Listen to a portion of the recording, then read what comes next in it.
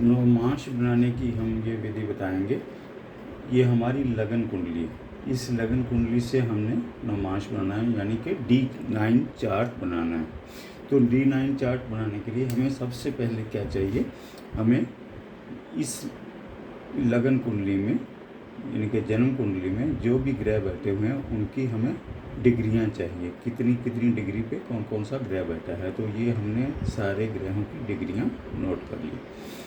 उसके बाद हमें पता होना चाहिए कि D9 मीन्स क्या है। इसका मतलब है, नवमांश कुंडली का मतलब है कि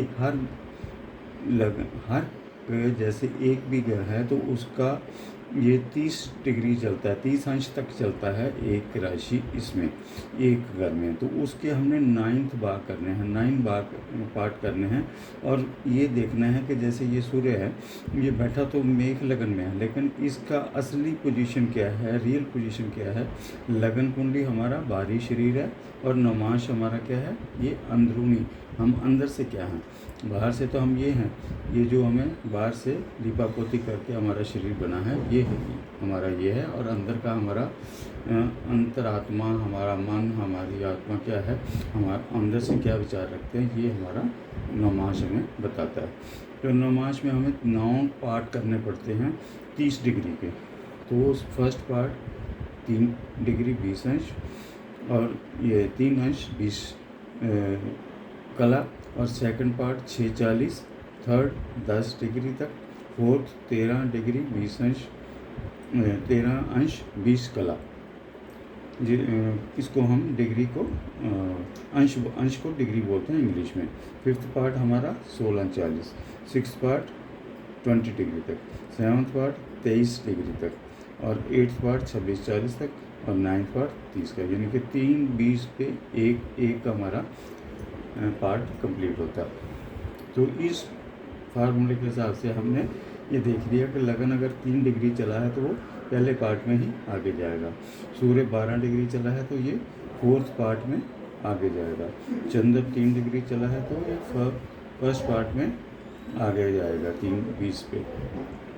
मंगल 16 डिग्री चला है तो ये कहाँ जाएगा, 16:40 के अंदर 5th पार्ट में। बुध 15, ये भी 5th पार्ट में। बृहस्पति 6 डिग्री चला है तो ये सेकंड पार्ट में आ गया 6:40 के अंदर। शुक्र हमारा 21 डिग्री चला है तो ये कहाँ जाएगा, 7th पार्ट में, 20 के बाद और 23-20 से पहले। शनि 14 डिग्री चला है, ये हमारा इस चार्ट के हिसाब से 5th पार्ट में चला जाएगा। तो राहु 18 डिग्री, केतु 18 डिग्री, ये दोनों 6th पार्ट में चले जाएंगे। और इनको हमने यहाँ नोट इसलिए किया कि हमें दोबारा ये चार्ट देखने की जरूरत नहीं पड़ेगी। हम इसी के हिसाब से, इस फार्मूले के हिसाब से इनको आगे बिठाएंगे। फार्मूला क्या है, अग्नि तत्व की राशियाँ 1, 5, 9, मेष, सिंह, धनु। इसका फार्मूला है पहली राशि से आगे चलता है। पृथ्वी तत्व की राशियाँ 2, 6, 10, वृक, कन्या और मकर, ये 10वीं राशि से आगे चलती हैं। वायु तत्व की राशियाँ 3, 7, 11, मिथुन, तुला और कुंभ, ये 7वीं राशि से आगे चलती हैं। जल तत्व की राशियाँ 4, 8, 12, कर्क, वृश्चिक और मीन, ये 4 डिग्री 4वीं राशि से आगे चलती है। तो इस फार्मूले के हिसाब से हम देखेंगे कि लगन हमारा 10वीं राशि है। 10वीं राशि कहाँ आएगी, पृथ्वी तत्व की। तो पृथ्वी तत्व की राशि 10 से आगे चलना है। कितना आगे चलना है, ये हमने यहाँ लिख लिया। 10 से आगे 1, तो 10 का मतलब 10 से ही शुरू करते हैं गिनना। पहली तो हमारा लगन क्या आ गया, मकर का मकर। तो इस मकर को हमने आगे यहाँ 10 लिख के आगे 11, 12, 1, 2, 3 जैसे हम कुंडली में लिखते हैं, ऐसे ही सारे राशियाँ अंक लिख लेंगे। उसके बाद देखेंगे सूर्य कहाँ है, 12 डिग्री चला हुआ है, 4थे पार्ट में जाएगा। तो सूर्य कौन सी राशि में है, मेष राशि में। मेष राशि हमारी अग्नि तत्व की राशि है। अग्नि तत्व की राशि एक मेघ से ही आगे चलेगी। मेघ से आगे चलेगी 4 राशियाँ, मेघ, वृक, मिथुन, कर्क। यहाँ सूर्य कहाँ बैठा है, सूर्य यहाँ कर्क में आ गया। ऐसे ही चंद्र चंद्र हमारा कहाँ बैठा है? धनु राशि में। तो धनु राशि भी अग्नि तत्व की राशि है, ये भी मेघ से आगे चलेगी। मेघ से कितना आगे चलेगी? चंद्र एक राशि, यानी कि मेघ से चल के मेघ में ही रह गया। मंगल हमारा बैठा है तीसरी राशि में। तीसरी राशि कौन सी है? वायु तत्व की।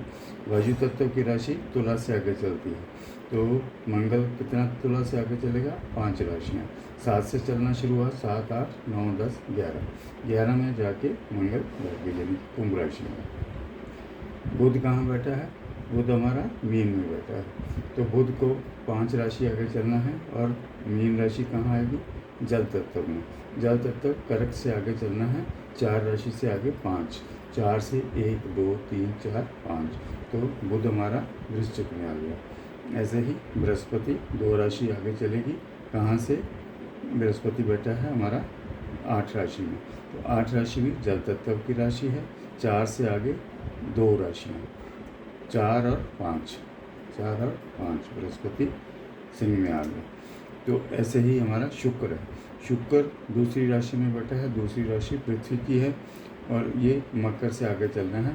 मकर से आगे कितना चलना है? 7 राशि। मकर से 1, 2, 3, 4, 5, 6, 7। शुक्र भी कर्क में आ गया। शनि 5 आगे चलनी है, और शनि बैठा कहाँ है? धनु राशि में। धनु राशि हमारी अग्नि तत्व की राशि है। अग्नि तत्व की राशि 1 से आगे चलना है। तो 1 से कितना? 5 आगे चलना है। 1, 2, 3, 4, 5।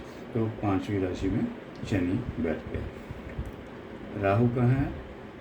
राहु हमारा बैठा है ये राहु है कन्या राशि में। कन्या राशि कहाँ पड़ती है? पृथ्वी में। पृथ्वी में हमें कहाँ? पृथ्वी तत्व की राशियाँ चलती हैं मकर से आगे। तो राहु 10 से आगे 6, 1, 2, 3, 4, 5, 6। तो राहु यहाँ बैठ गया। अब केतु को भी बिठाना है। अगर केतु हमारा राहु से 180 डिग्री सामने बैठता है, जैसे हमेशा ये 180 डिग्री पे रहते हैं, तो हमें ये सिद्ध हो जाएगा कि हम जो भी ये फार्मूला अपना रहे हैं ठीक अपना रहे हैं। केतु चला है 6 राशि आगे। तो केतु यहाँ बैठा है मीन राशि में। मीन राशि हमारी जल तत्व की राशि है। कर्क राशि, कर्क राशि से आगे 6 राशियाँ, 1, 2, 3, 4, 5, 6। केतु कहाँ बैठा है? मीन राशि में। मीन राशि में यहाँ 4 से आगे कितना चलना है? 6। तो 1, 2, 3, 4, 5, 6। तो यहाँ हमें केतु लिखना है। यहाँ केतु लिखा गया। तो ये केतु लिखने के बाद हमें सिद्ध हो गया कि ये राहु और केतु आमने सामने बैठे हैं। तो इसका मतलब ये हमारा फार्मूला बिल्कुल स्ट्रिक है। ये हमारा हो गया नवमांश बनाने का तरीका। अगली क्लास में हम बताएंगे कि नवमांश देखने का तरीका क्या होता है। तो तब तक के लिए